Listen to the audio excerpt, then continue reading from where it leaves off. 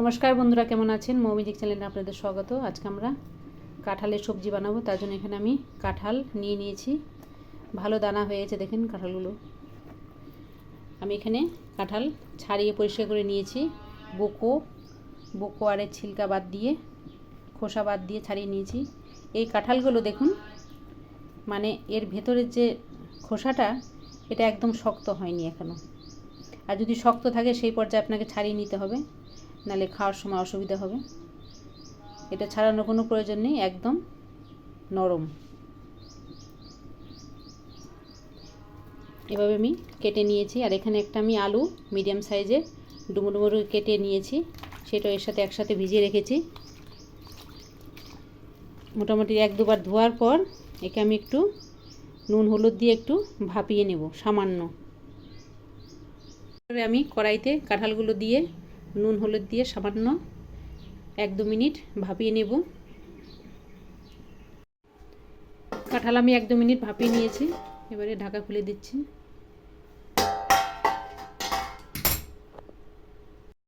গ্যাসে কড়াই বসিয়ে গ্যাস অন করে আমি তেল বসিয়ে দিয়েছি গরম হওয়ার জন্য। এবারে দেব ফোড়ন, জিরে 1 চামচ, আর রয়েছে গোটা এলাচ, লবঙ্গ, শুকনো লঙ্কা, তেজপাতা।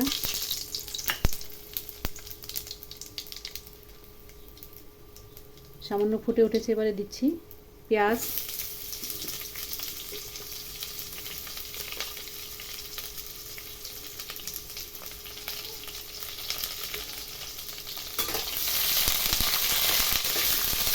সামান্য একটু ভাজা ভাজা করে নেব 1 মিনিটের মতো।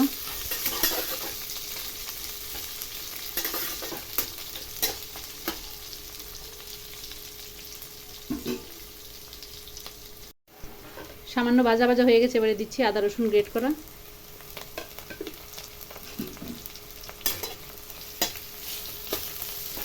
এই যে একটু সামান্য ভাজা ভাজা করে নেব।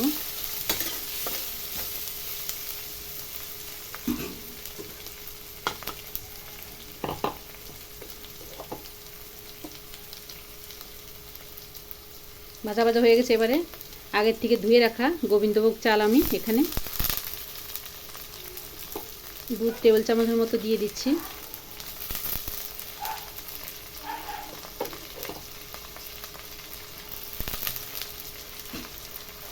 এই দিয়ে আমি সামান্য ভাজা ভাজা করে নেব।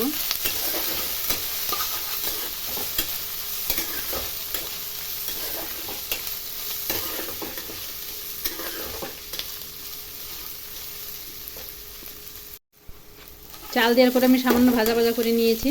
এবার আমি আগের থেকে সেদ্ধ করে রাখা কাঁঠাল আলুগুলো দিয়ে দিচ্ছি।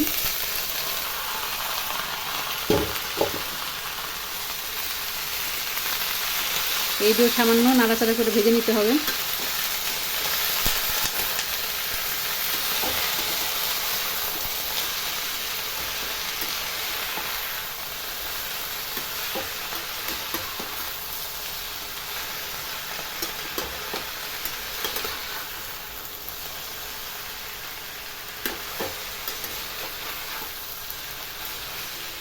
কেউ যদি নিরামিষ রান্না করতে চান তাও রান্না করতে পারবেন, পেঁয়াজ রসুন ছাড়া।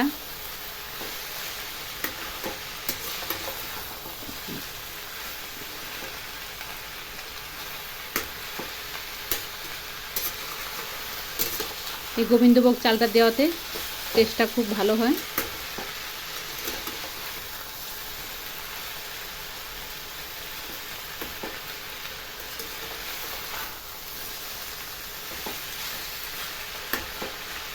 সামান্য 3-4 মিনিট আমি এভাবেই নাড়িয়ে চাড়িয়ে ভেজে নেব।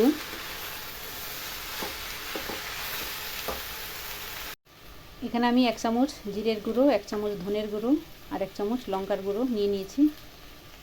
এটা আমি এবারে কাঁঠাল সিদ্ধ করার যে স্টকটা রয়েছে এই দিয়ে গুলে নেব।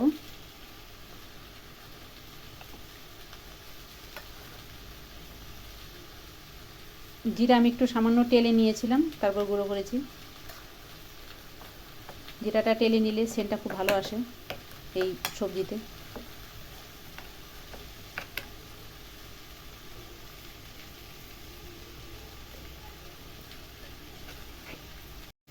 মশলা আবার গোলা হয়ে গেছে। এবারে আমি কাঁঠাল আমার 3-4 মিনিট ভাজা ভাজা হয়ে গেছে, এর উপরে আমি মশলাটা দিয়ে দিচ্ছি।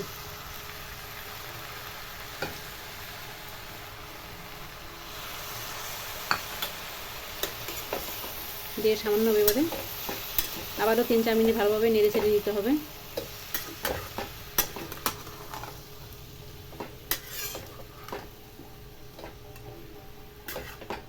এই সবজিতে আলু বেশি ব্যবহার করবেন না, আলু একদম কম দিয়েছি আমি, শুধু আলু হয়ে যাবে তাহলে।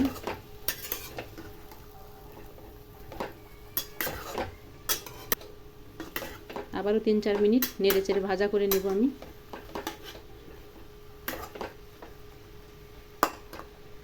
তিন চার মিনিট ভাজা ভাজা হয়ে গেছে। এবারে আমি 2টো কাঁচা লঙ্কা মাঝখানে এভাবে ফেটে হাত দিয়ে ফাটিয়ে দিয়ে দিচ্ছি, এতে ফ্লেভারটা খুব ভালো আসবে। এবারে সেদ্ধর যে স্টকটা রয়েছে ওটা দিয়ে দিচ্ছি।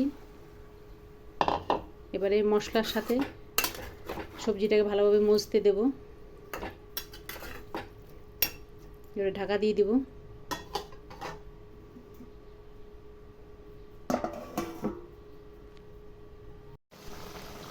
চালের সাথে এঁচোড়টা ভালোভাবে মজে এসছে।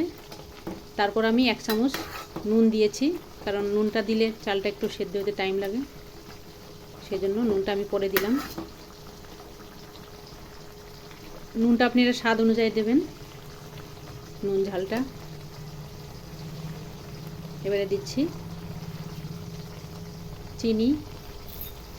চিনিটা অবশ্যই দেবেন, খেতে ভালো হবে তাহলে।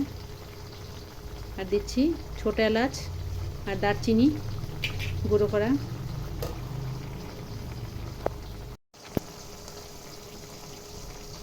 আর দেবো 1 চামচ গাও ঘি।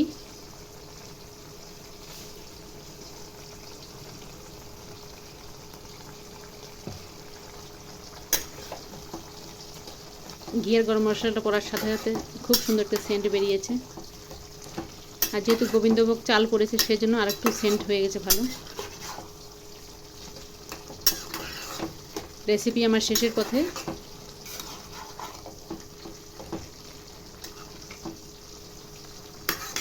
মিষ্টিটা আপনারা ইচ্ছা অনুযায়ী দেবেন। কেউ কেউ মিষ্টি খেতে পছন্দ করেন না সবজিতে, সেক্ষেত্রে আপনারা মিষ্টিটা ব্যবহার করবেন না তাহলে।